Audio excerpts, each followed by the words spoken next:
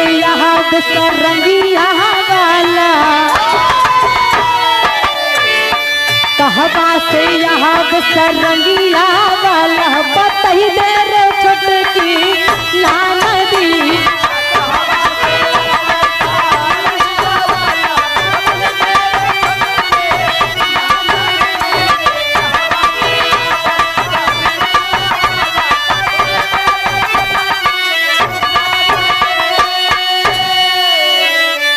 ब्रह्मा जी जाई के राजा मोरंग के गोड़े पे भराई पड़त है, करत हन का ब्रह्मा के धई के चारनवा, ब्रह्मा के धई के चारनवा, रोई रोई के बोले हैं भूप जी।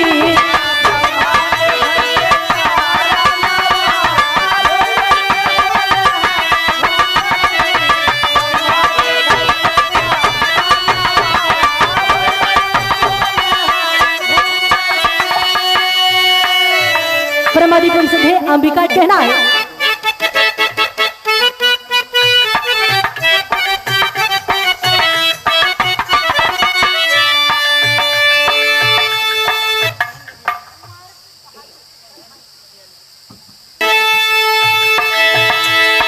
बिना ने बात के आया हमारी दुआरिया, पावई के खातिर हो जानवा।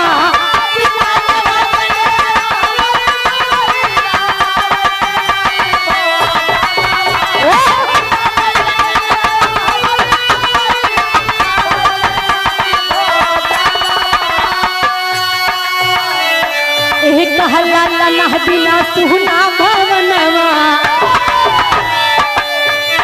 एक कहला लला बिना सुना भवनवा, रोई रोई के बोले भूप जी।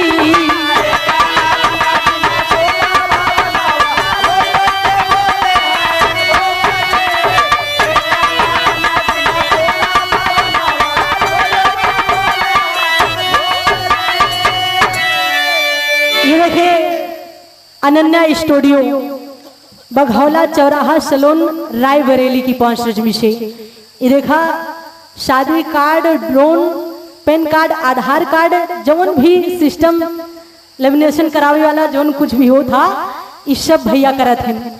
ये प्रमादेवी परम श्रद्धेय बड़े भैया प्रोप्राइटर चित्रभान मौर्य जी 51 रुपए देकर सम्मान के बहुत नमन है, आशीर्वाद की कामना है।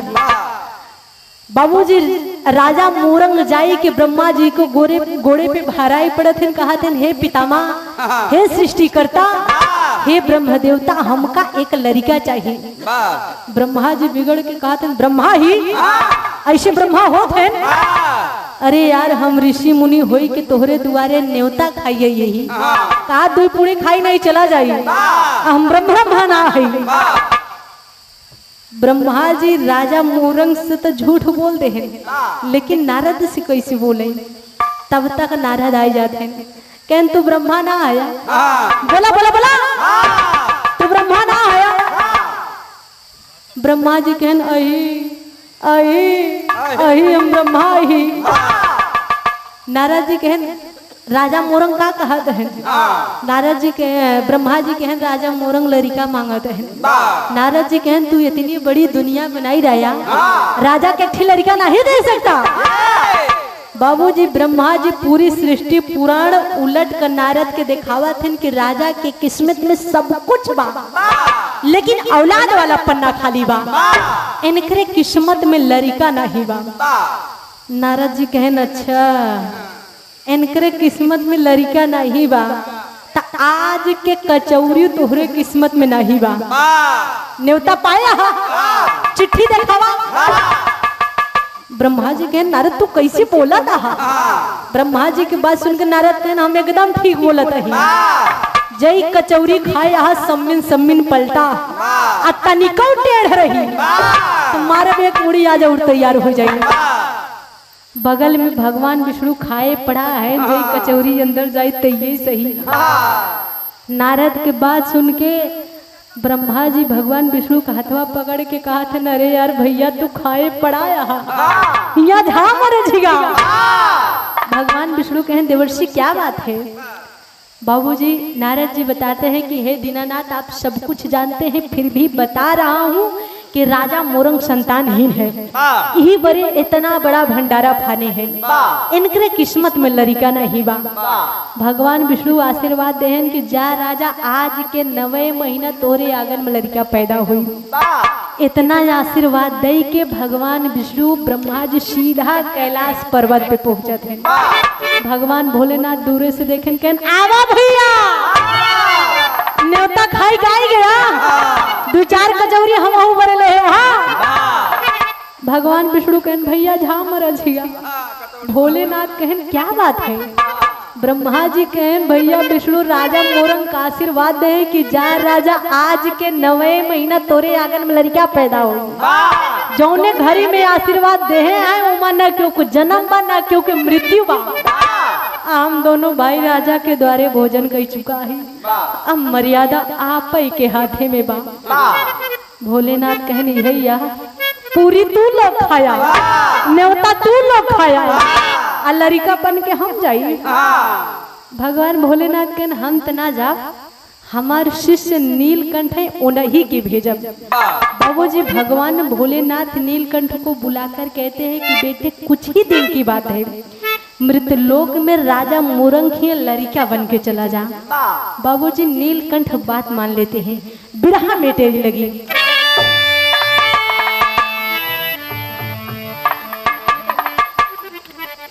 कहना है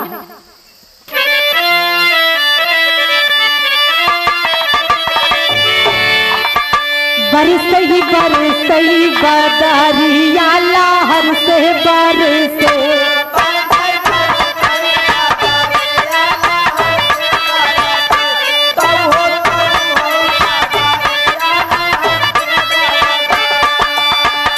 बेटवा पैलौठी का बेटवा पैलौठी का बेटवा पैलौठी का बेटवा पैलौठी का होगा बड़े कहर से बदरिया लहर से बरसे।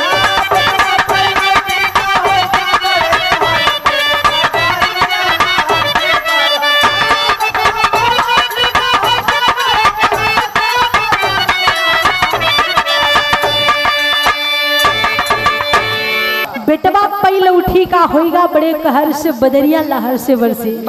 चौक में कहना है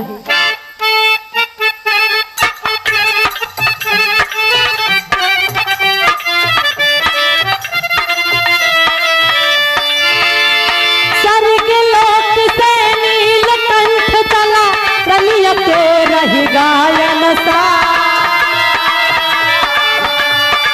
नगर निवासी खुशी मनावे राजा खुश मन भैया। कथपन में राजा जी का उजड़त मन हुआ लगा दार गोतिन मंगल गावई दार गोतिन मंगल गावई राजा खुश मन भैया।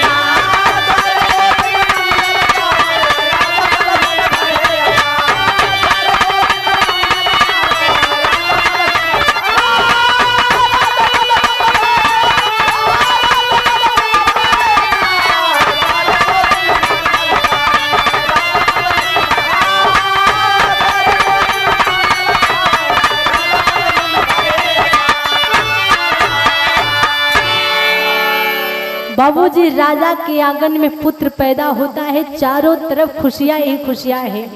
होता क्या है आल्हा में कहना है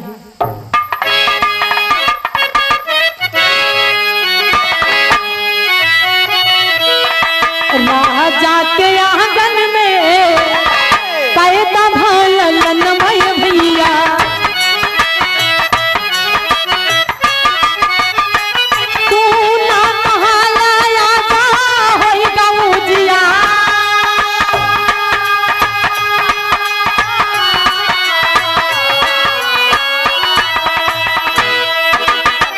धीरे धीरे बीतल जाता पूछहु समय पंचो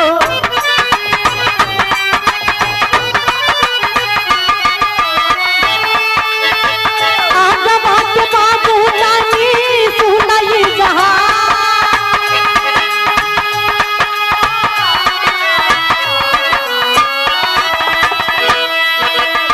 राजकुमारा जब 14 वर्ष के भइले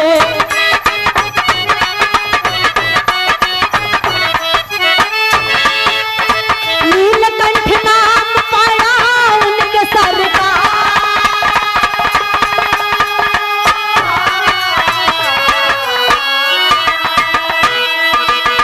नीलकंठ के भइले मोर भइले लनमय भैया।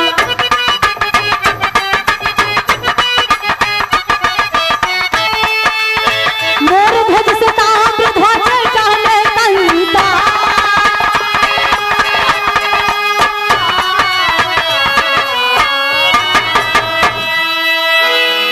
बाबूजी राजा मोरंग के आंगन में पुत्र पैदा होता है जिनका नाम नीलकंठ पड़ता है। नीलकंठ से मोर ध्वज पैदा होते हैं, मोर ध्वज से ताम्र ध्वज पैदा होते हैं। बाबूजी मोर ध्वज की परीक्षा लेने भगवान कन्हैया साथ में अर्जुन आए थे। उन्होंने किया क्या था, दादा पंधारी के भाव में कहना है। राजा मोरंग के कुल उजियार भइले, राजा मोरंग के कुल उजियार भइले, हृदय बिन कठिन परीक्षा तैयार भइले।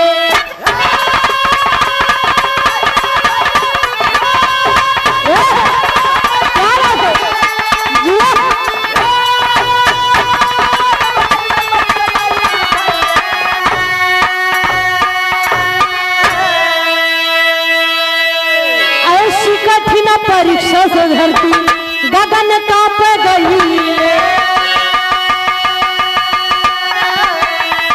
तू नहीं है अपने असली रूपमा में यही ले।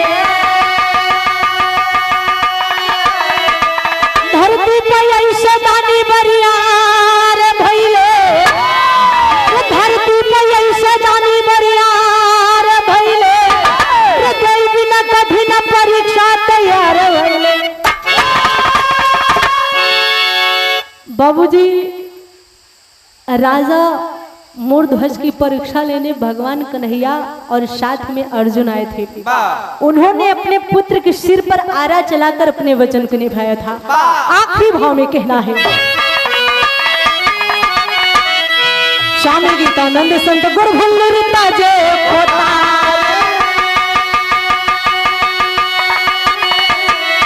हैदर गुरु हफीज चले स्वर्ग सिधारी हो।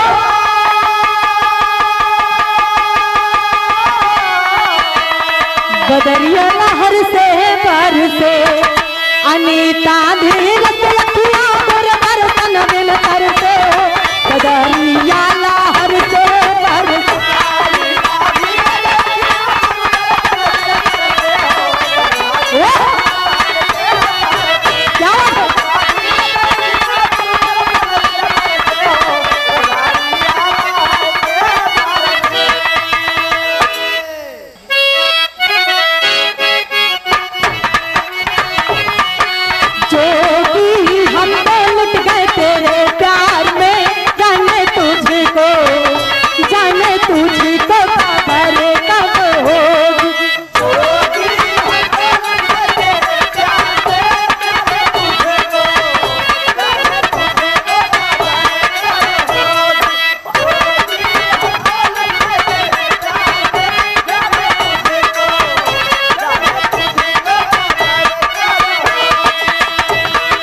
चंदा भी देखे तारे भी देखे देखा सूरज बरसो।